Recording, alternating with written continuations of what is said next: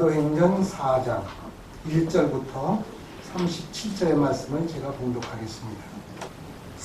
사도들이 백성에게 말할 때 제사장들과 성전 맡은 자와 사두개인들이 이르러 백성을 가르침과 예수를 들어 죽은 자 가운데서 부활하는 보전함을 싫어하여 저희를 잡음의 날이 이미 저문 고로 이튿날까지 가두었으나 말씀을 들은 사람 중에 믿는 자가 많으니 남자의 수가 약 5천이나 되었더라.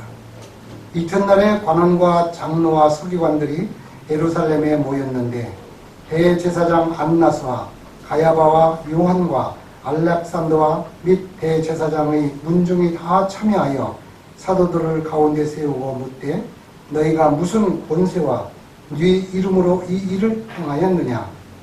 이에 베드로가 성령이 충만하여 가로되 백성의 관원과 장로들아, 만일 아픈 사람들에게 착한 일에 대하여 이 사람이 어떻게 구원을 얻었느냐고 오늘 우리에게 질문하면 너희와 모든 이스라엘 백성들은 알라.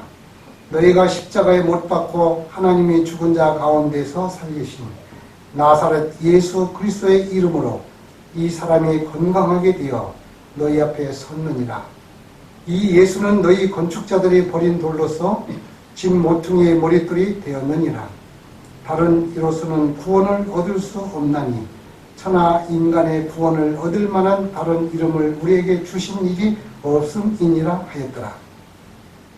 저희가 베드로와 요한이 기탄없이 말함을 보고 그 본래 학문 없는 범인으로 알았다가 이상히 여기며 또 그 전에 예수와 함께 있던 줄도 알고 또 병 나은 사람이 그들과 함께 섰는 것을 보고 힐난할 말이 없는지라. 명하여 공회에 나가라 하고 서로 의논하여 가로되 이 사람들을 어떻게 할꼬? 저희로 인하여 유명한 표적 나타난 것이 예루살렘에 사는 모든 사람에게 알려졌으니 우리도 부인할 수 없는지라. 이것이 민간에 더 퍼지지 못하게 저희를 위협하여 이후에는 이 이름으로 아무 사람에게도 말하지 말게 하자 하고 그들을 불러 경계하여 도무지 예수의 이름으로 말하지도 말고 가르치지도 말라 하니 베드로와 요한이 대답하여 가로되 하나님 앞에서 너희 말 듣는 것이 하나님 말씀 듣는 것보다 옳은가 판단하라. 우리는 보고 들은 것을 말하지 아니할 수 없다 하니 관원들이 백성을 인하여 저희를 어떻게 벌할 도리를 찾지 못하고 다시 위협하여 놓아주었으니 이는 모든 사람이 그 된 일로 보고 하나님께 영광을 돌림이로라. 이 표적으로 병 나은 사람 40여 세나 되었더라. 사도들이 노임에 그 동료에게 가서 제사장들과 장로들이 말을 다 고하니 저희가 듣고 일심으로 하나님께 소리를 높여 가로되 대주제여 천지와 바다와 그 가운데 만유를 지으시니요 또 주의 종 우리 조상 다윗의 입을 의탁하사 성령으로 말씀하시기를 어찌하여 열방이 분노하며 족속들이 허사를 경영하였는고 세상의 군왕들이 나서며 관원들이 함께 모여 주와 그 그리스도를 대적하도다 하신 이로소이다. 과연 헤롯과 본디오 빌라도는 이방인과 이스라엘 백성과 합동하여 하나님의 기름 부으신 거룩한 종 예수를 거스려 하나님의 본능과 뜻대로 이루려고 예정하신 그것을 행하려고 이 성에 모였나이다. 주여 이제도 저희의 위협함을 하감하옵시고 또 종들로 하여금 담대히 하나님의 말씀을 전하게 하여 주옵소시며 손을 내밀어 병을 낫게 하옵시고 표적과 기사가 거룩한 종 예수의 이름으로 이루어지게 하옵소서 하더라. 빌기를 다함에 모인 곳이 진동하더니 우리가 다 성령이 충만하여 담대히 하나님의 말씀을 전하니라. 믿는 우리가 한 마음과 한 뜻이 되어 모든 물건을 서로 통용하고 제 재물을 조금이라도 제 것이라 하는 이가 하나도 없더라. 사도들이 큰 권능으로 주 예수의 부활을 증거하니 우리가 큰 은혜를 얻어 그 중에 핍절한 사람이 없으니 이는 밭과 집 있는 자는 팔아 그 파는 것의 값을 가져다가 사도들의 발 앞에 두매 저희가 각 사람이 필요를 따라 나누어 주미러라. 구보로에서는 레위족이 있으니 이름은 요셉이라. 사도들이 일컬어 바나바, 번역하면 권위자라니. 그가 밭이 있음에 팔아 값을 가지고 사도의 발 앞에 두니라. 아멘. 오늘은 사도행전 4장 1절로 37절의 말씀을 본문으로 하여 20절에 있는 보고 들은 것을 말하지 아니할 수 없다 라는 제목으로 은혜를 받고자 합니다. 지금 이 사도행전 4장에서는 아직 사도 바울, 그 유명한 사도 바울이 나오지 않고 이때 당시에 같이 이 제자들을 핍박하는 일을 하고 다니는 이때였습니다. 이 사도행전 4장에서 보면은 이제 초대교회가 막 문을 열어서 이제 초대교회가 되려고 하는 이 찰나에 우리가 여기 읽은 것처럼 4장 1절로 그 2절에 있는 말씀처럼 이 사도들을 잡아다가 이제 신문을 하는 겁니다. 그런데 여기 나오는 그 베드로라고 하는 사람은 어떤 사람입니까?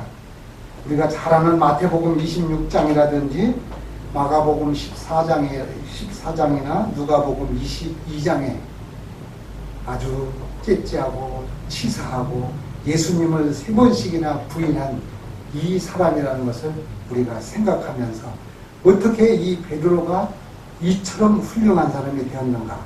여기 4장 8절에 보면 베드로가 성령이 충만하여 백성의 관원과 전하더라 해가지고 이 이야기할 때는 이 사람들이 깜짝 놀라지 않을 수가 없던 것이죠. 우리는 이 성경에서 그 유명한 사람들이 많이 나옵니다. 그런데 제가 오늘 이 사도행전 4장 속에서 놀랄 만한 것은 예수의 증거를 갖고 힘있고 능력있고 관원들도 감당하지 못하는 이 베드로나 이 요한이라는 사람이 어떻게 이렇게 훌륭한 일을 했는가. 우리 성도님들 모두도 성령에 충만하기만 했다고 하면은 이런 일을 할 수가 있다는 데 용기가 되는 것입니다. 우리 마태복음 26장 좀 한번 볼까요? 마태복음 26장 69절을 한번 보겠습니다. 이 베드로에 대해서 어떤 사람이었는지 마태복음 26장 69절. 베드로가 바깥들에 앉았더니 한 비자가 나와서 가로되 너도 갈릴리 사람 예수와 함께 있었도다 하거늘 베드로가 모든 사람 앞에서 부인하여 가로되 나는 내 말하는 것이 무엇인지 알지 못하겠노라 하며 암문까지 나아가니 다른 비자가 저를 보고 거기 있는 사람들에게 말하되 이 사람은 나사렛 예수와 함께 있었도다 하며 72절 베드로가 맹세하고 또 부인하여 가로되 내가 그 사람을 알지 못하노라 하더라. 조금 후에 곁에 있었던 사람들이 나와 베드로에게 이르되 너도 진실로 그 당이라 내 말소리가 너를 표명한다 하거늘 저가 저주하며 맹세하여 가로되 내가 그 사람을 알지 못하노라 하니 닭이 곧 울더라. 이 베드로가 이러한 사람이었어요. 원래 베드로는 어떤 사람입니까? 어부인데 이렇게 참으로 자기가 감당할 수 없었던 이런 사람이 오늘 사도행전 4장에서는 관원들이랑 난다 긴다 하는 사람들 앞에서 예수에 대해 가지고 담대히 증거하면서 여기에 보면은 몇 명이나 여기에 참석을 했어요. 5,000명이나 여기 4절에 보면은 말씀을 듣는 사람 중에 믿는 자가 많으니 남자의 수만 5,000명이나 이 5,000명이나 되는데 앞에서 이처럼 담대하게 증거하는 베드로를 본다고 하면은 우리 인간으로서는 하나님의 능력이 우리 앞에 임하기만 한다고 하면은 우리가 베드로처럼 담대히 말씀을 증거할 수 있다는 것이죠. 여기 보면은 13절부터 보면은 이 사내들인의 고민이 생겼습니다. 13절 보면 저희가 베드로와 요한이 기탄없이 말함을 보고 그 본래 학문 없는 범인으로 있다가 이 형편없는 사람이 사내들의 관원들이 고민이 된 것입니다. 그래서 우리가 어떤 일을 할 때 예수를 증거할 때에는 예수님의 능력이 임하고 나면은 우리가 말하는 것이 아니고 성령께서 말해주는 것이죠. 이 사내들이 나면 우리가 잘 아는 것처럼 자격이 30세 이상 결혼한 사람입니다. 그러니까 사회의 엘리트가 되는 것이죠. 이 사내들이라는 인원이 사내들이를 조직해서 있는 인원이 71명이나 됩니다. 이곳에서 하는 일은 주로 이스라엘의 최고 기관으로서 이 종교적인 재판도 하고 민사적인 재판도 하고 이 권력이 아주 대단한 사람들이 이 사내들인 공회의 회원들인데 이 사람 앞에 가서 이 정말 학벌도 없고 형편없는 베드로나 요한이 가서 기탄 없이 말한다는 것은 그때 당시로서는 이게 개벽을 한 것이고 이 초대교회에는 정말 상상할 수도 없었던 것이죠. 근데 이때 당시에 여기 2절에 보면은 백성을 가르침과 예수를 들어 죽은 자 가운데서 부활하는 도전함을 싫어하네. 이스라엘 종교에는 몇 가지 종파가 있느냐면은 바리새파가 있었고 사두개인파가 있었고 에세네파가 있었고 할례당이 있었고 그 다음에 헤롯당이라는 이런 당들이 있었는데 우리 잘 아는 이 바리새파는 이 부활을 믿고 성경 전체에 대해서 다 믿는데 한 가지 더 하는 것은 유전이로 전승이로 해 미루는 것자 믿는 것이 바리새파 종교를 믿는 이런 사람들이죠. 근데 이 사두개파는 여기서 보면 사두개인이 1절에 보면 사두개인들이 이르러 이 사두개인들이라는 사람은 부활도 없고 또 모세 오경만 믿고 인정을 하지 이 성경에 대해서 다 부인하는 존재, 천사도 없다고 부인하는 사람들, 이런 사람들이 사두개파 사람들인데 이 사두개파 사람들은 어떤 일을 하느냐 하면은 로마의 그 지도자 로마에 대해서 적극적으로 협조해주는 종교하고 야합을 해서 정치하고 야합을 하는 일에 일조를 하는 사람이 사두개인들이었어요. 그래서 이 사두개파 사람들은 모두가 다 제사장, 이 아주 종교 지도자의 장급을 다 하는 사람이 사두개파 사람들이기 때문에 어른 노릇은 다 하면서 종교는 원칙대로 하지 않는 사람. 그러니까 이 마음 가운데에서 이런 지도자가 나고 막 군중이 남자들만 5,000명이 막 따라서 말씀을 듣는다고 하면은 사두개파 자기들이 제사장이라는 사람들이나 밀란이 나면은 얼마나 이게 자기들이 불안하겠어요. 이런 사람들이 가만히 있을 리가 없죠. 요즘에도 우리 대한민국에 정치하는 걸 보면은 자꾸 자기들 하는 거에 걸치작거리고 자기들 하는 거에 대해서 문제가 되면 법을 만들고 이것을 자꾸 못하게 하는 것이 이 사두개파에 있는 사람들에 대한 이런 속성을 가진 사람이라고 볼 수가 있어요. 이 에세네파라고 하는 사람들은 이 광야로 가서 숨어 들어가서 자기들끼리 신앙하는 사람들이고 이 열심당원들은 아주 그냥 극단주의자들로서 아주 그때 당시도 아주 정말로다가 요즘으로 말한다면 광신적인 그런 신앙을 하는 사람이었었죠. 그리고 헤롯 땅이라고 하는 사람들은 헤롯을 따르는 사람들이 이런 종파 속에서 이런 사람들 앞에서 베드로가 예수가 죽었다 살아나신 분이고 이분이 능력이 있고 12절에 보면은 구원받는 것은 오직 예수 그리스도를 통하여야 구원을 받는다고 담대하게 증거를 하다 보니까 깜짝 놀라서 가만히 있을 수가 없죠. 이것이야말로 천지 개벽하는 소리가 들리는 것이죠. 그런데 이때 당시에는 다윈주의라고 해서 그 아주 구원받는 것은 예수 말고 여러 가지로다가 다 구원을 받을 수 있다. 이렇게 다 사람들이 믿고 알고 있는데 여기 12절에 나와 있는 것처럼 오직 구원은 예수 그리스도를 통하여 구원을 받지 다른 데에서는 구원받을 수 있는 이름이 없다고 폭탄 선언을 하는데 얼마나 충격적인 일이겠습니까? 우리들이 신앙할 때에 진짜로다가 유전과 이 사도계인들 마냥 정성으로 다가오는 거나 유전들로다가 신앙을 하게 되다 보면은 이런 역사에 대해서 충격을 받아가지고 곁길로 나갈 수밖에 없는 것이죠. 그런데 이렇게 아름답고 이렇게 멋진 신앙을 하는 가운데에서 놀라운 것은 이때 당시에는 요즘에 우리가 신앙생활을 할 때 힘드시죠. 근데 이때 당시에 있던 정치나 종교나 모든 것이 명예도 권력도 재물도 다 한 손씩 붙들고 있으려고 하니까 신앙하는 것을 야합을 해야 되고 신앙이 올바르게 될 수가 없는 것이죠.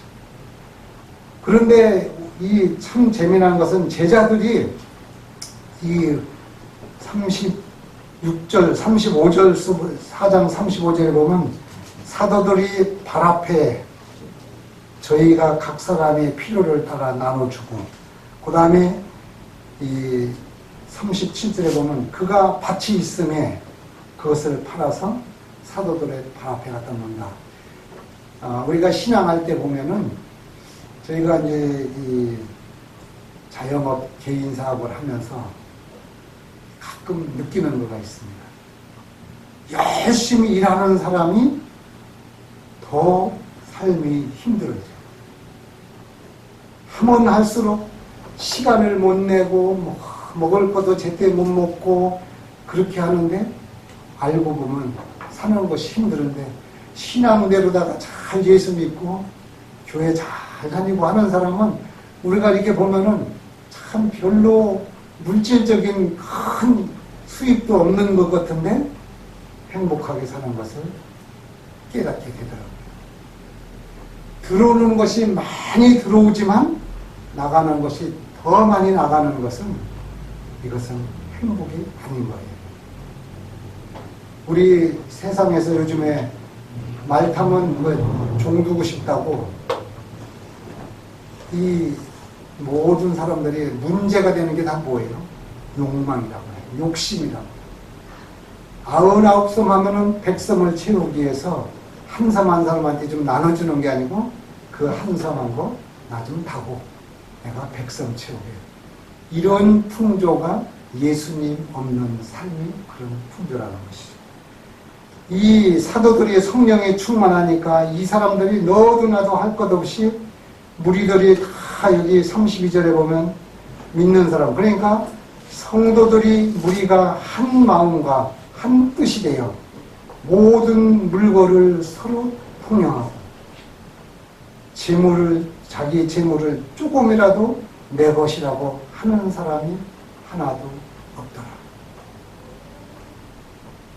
이 신앙생활할 때 행복한 것은 교회 와서 유무상통하며 먹고 마시고 이런 것을 잘할 때에는 참으로 행복해요. 그런데 이제 구분이 되잖아요. 여기서 여기까지. 저거는 누구, 요거는 내가. 이렇게 될 때에는 참으로 힘들어요. 우리 작은 교회라도 요즘에 보면은 네 것, 내 것을 다 구분해 놓고 살아요. 이것이 행복하냐? 그렇지 않다는 것이죠. 좋은 비싼 물건을 가지고 교회에 오면은 마음 놓고 놔두고 자리를 옮겨 다닐 수가 있을까요? 없을까요?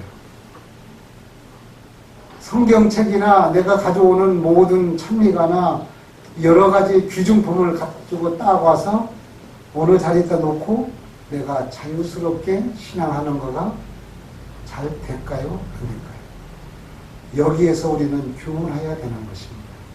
이 물건이 서로 유무상통할 수 있을 정도의 분위기가 되고 내 마음이 비어질 때에는 행복해지는 것입니다. 우리가 요즘 참으로 살기가 힘들어요. 코로나다, 또 뭐 여러 가지 이유로다가 이래서 참으로 힘든데 이 힘든 이유가 내 자아가 살아있기 때문에 힘든 것입니다. 내 자아를 버리고 나면은 문제되거나 싸우거나 다툴 일이 하나도 없어요. 여기에 오늘 제일 중요한 사람이 이 바나바라고 하는 사람은 36절에 나오는데, 이 사람은 고향이 어디냐면은 구브로예요. 구브로. 36절에서 37절까지 나와 있는 어느 족속이냐면 이 사람은 레위족이에요. 레위족 하면 우리가 잘 아는 것처럼 제사장들의 그 가문이 족보가 되는 것이죠. 그 다음에 이 바나바는 별명을 사람들이 지어준 거가 있는데, 원래 이름은 요셉인데 바나바가 이 지어준 이름이 고니자라고 하는 이름을 그렇게 사람들이 이렇게 지어준 이름이 이제 바나바인데, 이 사람의 품성은 여기에 나와 있는 우리가 37절에 이게 보면은 그 밭이 있음에 팔아가지고 사도들의 발 앞에 둔다. 이 바나바라고 하는 사람은 참으로 품성이 착한 사람이고 성령과 믿음이 충만한 사람이에요. 이 11장 24절에 한번 보면은요, 바나바는 착한 사람이요 성령과 믿음이 충만한 자라. 이에 큰 무리가 죽게 더하더라. 이 바나바가 성령이 충만한 사람이라고 하면은 우리들이 존경할 만한 사람이죠. 그 사람 앞에는 성도들이 많이 따르게 되어 있죠. 근데 많은 사람들이 보면은 성령이 충만하지 않고 권위가 충만하더라. 이런 사람들 앞에서는 이 사람들이 많이 따라다니지 않는다는 것을 볼 수가 있어요. 그래서 우리는 겁 많고 무식했던 베드로가 하나님의 말씀이 성령이 충만한 사내들인 그 앞에서 말씀을 선포할 때에 우리가 예수 믿는다는 것은 그냥 형식적으로 믿어서는 안 되겠다. 그래서 저는 신앙의 진로를 많이 궤도 수정을 많이 했어요. 그전에는 제가 성경을 읽어야 되겠다. 제가 예언의 신을 읽어야 되겠다. 내가 해가지고 모든 걸 다 정했는데요. 그게 다 잘 될까요? 잘 안 됩니다. 내가 성경 필사를 하려고 마음을 먹으면 며칠 동안은 갑니다. 근데 그게 잘 실행이 안 되겠죠. 왜냐? 내가 하는 것은 실패한다는 것이죠. 내가 하는 삶은 모든 것이 다 실패합니다. 내가 남자 만나고, 내가 결혼하고, 내가 사업하고, 내가 어떤 거 하고, 내가 하는 사람들은 사람은 죄인이기 때문에 모든 것이 다 해피엔딩이 안 되는 것을 저는 짧은 생애 동안 많이 경험을 했어요. 내 자신이 계획을 해서 어떤 걸 한다고 하면은 끝까지 잘 되는 거가 거의 없어요. 잘 됐다 하더라도 그것은 온전하지가 않는다는 것이죠. 그 이유는 하나님이 해 주실 때에 온전하게 되는 것입니다. 그래서 그러한 삶을 살 때에는 우리가 성령을 충만케 받을 때는 말씀 안에서 말씀에 따라서 내 자아를 부인할 때에 우리는 성공할 수가 있다는 것이죠. 그 예언의 신을 주신 목적이 뭔지 아십니까? 왜 예언의 신을 주셨는가요? 자기 중심적으로 살지 말고 하나님 중심적으로 살으라고 하는 것이 예언의 신을 주신 목적인 것입니다. 그러니까 우리가 얼굴에 까망이 묻으면 거울을 볼 때 아는 것처럼 내 삶이 헝클어지는 모든 모습을 내가 살고 있으면 잘 몰라요. 우리 교회의 신앙생활하는 거가 제일 잘 기록되어 있는 영감의 글이 무엇입니까? 교회 증언입니다. 교회 증언 1권서 9권까지를 꼭 한번 몇 번 보십시오. 가면 갈수록 7권, 8권, 9권으로 가면은 나한테 하는 이야기가 너무나도 많습니다. 아주 노골적으로 다 내가 받아들여야 되는 일인데, 우리가 신앙생활 하면서 최소한도 재림교인은 교회 증언 정도 9권까지는 한번 읽어야만이 하나님께서 이렇게 내 중심적으로 살지 말고 하나님 중심적으로 사고를 바꿔서 살아야 되겠다 하는 그런 생각이 들게 되고, 얼굴에 내 모습에서 묻어있는 더러운 것을 닦을 수가 있는 기회가 된다는 것이죠. 하나님 중심적인 사고가 왜 중요하냐면은, 첫째, 안식일 문제도 내 중심입니까? 하나님 중심입니까? 하나님 중심입니다. 성소 문제도 내 중심입니까? 하나님 중심입니까? 하나님 중심이 성소 이야기고 성소 이야기입니다. 그 다음에 이 건강기별, 내 중심입니까? 하나님 중심입니까? 먹는 것, 레위기 11장서부터 모든 것, 제가 왜냐하면 우리는 말씀 중심, 성경, 예수님, 하나님의 중심으로 우리가 신앙생활을 하지 않고 어떤 지도자나 어떤 사람 얘기를 듣고 내가 복음, 네가 복음으로 신앙을 하면은 우리는 그냥 실패할 수밖에 없는 것입니다. 그 다음에 우리 재림교인들이 특별한 것이 있는 것이 또 뭡니까? 안식일, 성소기별, 건강기별 다음에 세천사의 기별을 우리는 가지고 있습니다. 이 세천사의 기별은 예수님 중심으로 다 살지 않으면 그 핵심이 우리의 신앙이 말짱 헌일이라는 사실이죠. 여기 보면은 그 이야기로다가 요한복음 우리가 9장을 한번 보겠습니다. 요한복음 9장 1절서부터 3절을 제가 봉독해 보겠습니다. 예수께서 길 가실 때에 날 때부터 소경된 사람을 보신지라. 제자들이 물어 가로되 라피여, 이 사람이 소경으로 난 것이 뉘제로 인한 이혼이니까 자기 오니까 그 부모 이혼이니까. 예수께서 대답하시되 이 사람이나 그 부모가 죄를 범한 것이 아니라 그에게서 하나님의 하시는 일을 나타내시고자 하심이니라. 우선 소경된 사람의 문제가 있습니다. 그죠? 시각 장애가 있다는 것입니다. 시각 장애가 있을 때의 문제는 기적을 만들어내는 재료가 된다는 것입니다.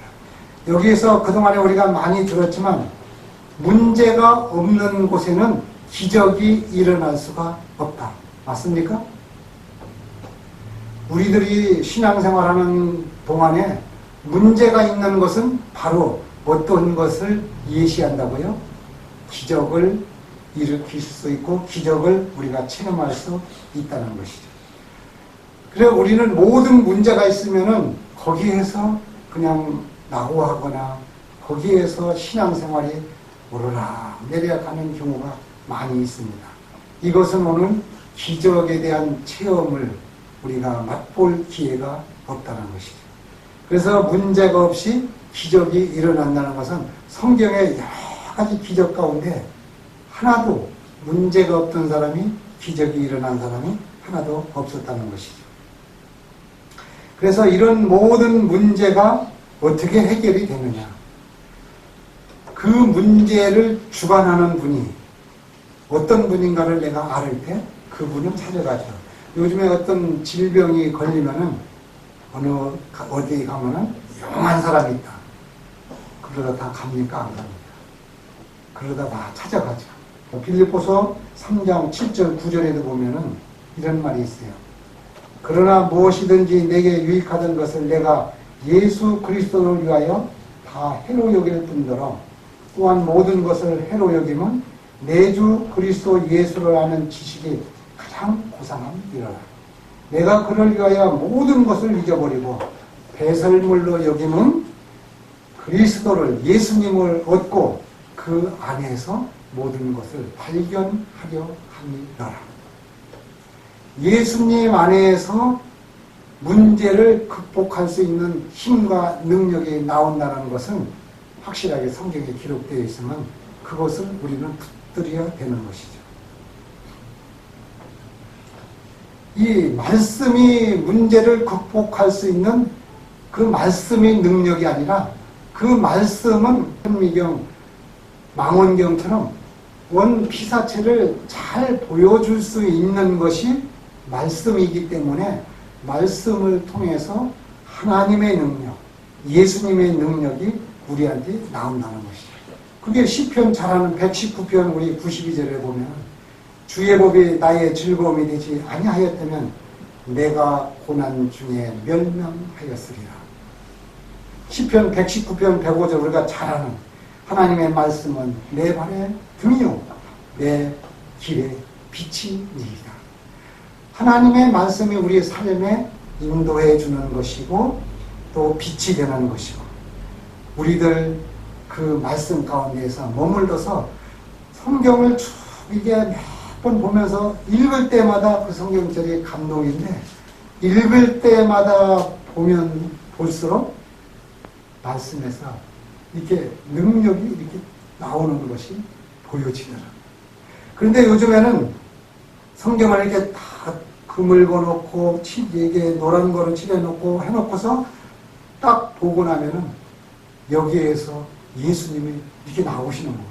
그분이 말씀하시는 거거든요. 그러니까 많이 이게 훑어보고 지나가는 것보다 한 소절에서 그분을 만날 수가 있어서 한참 마음속에 찡하는 전율을 느낄 수 있는 것을 제가 경험하고 그렇게 감사를 드리고 있죠.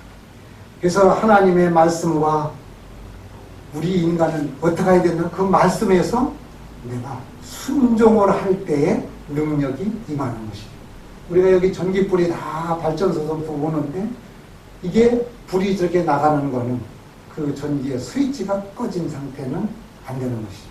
그러니까 하나님의 능력이 모든 사람한테 이렇게 다 비치고 나가는데 내가 스위치 넣는 것이 뭐라고요? 순종이라는 말씀에 의지해요. 그래서 요즘에 저는 어떤 일을 좀 바라는 것이 있을 때는 그 성경절을 찾아서 손으로 딱 누르면서 말씀에 의지하여 하나님 앞에 제가 기도합니다. 이루어 주시기를 믿습니다. 그러나 제 원대로 마옵시고 하나님의 가장 좋은 방법대로 하나님이 지연되고 있는 걸 내가 깨달을 수 있도록 성령님 말씀하여 주시옵소서. 이렇게 해서 가니까 어떤 것이 금방 안 이루어지더라도 내 마음에 여유가 생기더라고요. 그전에는 그냥 안달박달 해가지고 그냥 너무 많이 괴로웠는데 이렇게 하다 보니까 하나님이 하시니까 한 가지 일이 내가 했던 일은 모든 것이 다 실패를 했는데 하나님이 해주실 때에 온전하게 그것이 그것이 바로 기쁨이 되더라고요. 이 소경이 말씀과 만나고 순종하다 보니까 여기에 나와 있던 이 소경이 고침을 받았나요? 요한복음 9장 1절부터 나와 있는 이 날 때부터 소경된 자가 고침을 받았습니다. 말씀을 믿고 이 소경이 순종을 하다 보니까 눈이 뜨여지게 된 것이죠. 하나님은 그래서 무대를 만드시고 무대에 여러 가지 장치를 해놓으시고 우리들을 거기 나가서 대역을 하게 만드시죠. 그래서 전도와 선교가 남이 하는 거 흉내내는 것이 아니라 내가 만난 예수님, 내가 만난 하나님, 내가 경험했던 것을 얘기하는 것이 그게 바로 전도더라. 여기에 베드로가 그렇게 한 사람 아닙니까? 그전에는 자기가 그냥 듣고만 있었었는데 예수님이 다 이렇게 이루어지고 진짜로 만나고 나니까 이 숨겼고자 할 수 있었던 그것이죠. 그래서 우리가 신앙을 오래 했다고 해서 알아주는 것이 아니거든요. 성경의 요한복음에 보면은 참 재미난 것이 많이 있어요. 요한복음에. 왜 그러냐면 요한복음의 사복음서 중에서 마태, 마가, 누가, 요한복음 중에서 이걸 공간복음이라고 하잖아요. 여기에서 요한복음은 다른 것이 많아요. 마태, 마가, 누가는 그 성경의 그 사건이 179개의 사건이 있어요. 사복음서에. 근데 그 중에서 요한복음에는 48개의 사건만 취급을 해요. 그런데 여기에서 한 개는 사건 중에 48개 중에서 31개는 요한복음에만 있는 사건이 있다는 것이죠. 근데 이 요한은 사랑의 사도라 그런지 몰라도 사복음서 그 마테마가 누가 여기보다도 아주 요한이 봤던 것은 사랑에 대해서 핵심적으로 이걸 자기가 요한이 체험한 거기 때문에 이렇게 기록을 할 수가 있는 것이죠. 우리는 세상을 살아나갈 때 진짜로 이 사단은 비열합니다. 왜 비열하냐? 유혹하고 속이는 것 때문에. 근데 우리 인간은 참 비참합니다. 속아 넘어가고 파괴당합니다. 그럴지라도 하나님께서는 비범한 용서를 해 주십니다. 하나님은 이해해 주시고 하나님은 저희들을 사랑해 주십니다.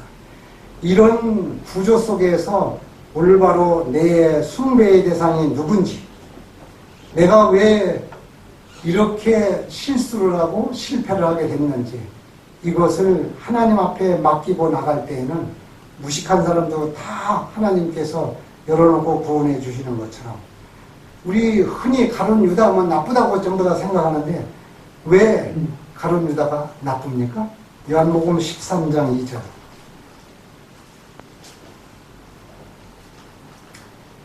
마귀가 벌써 시몬의 아들 가룟 유다의 마음에 예수를 팔려는 생각을 넣었더라.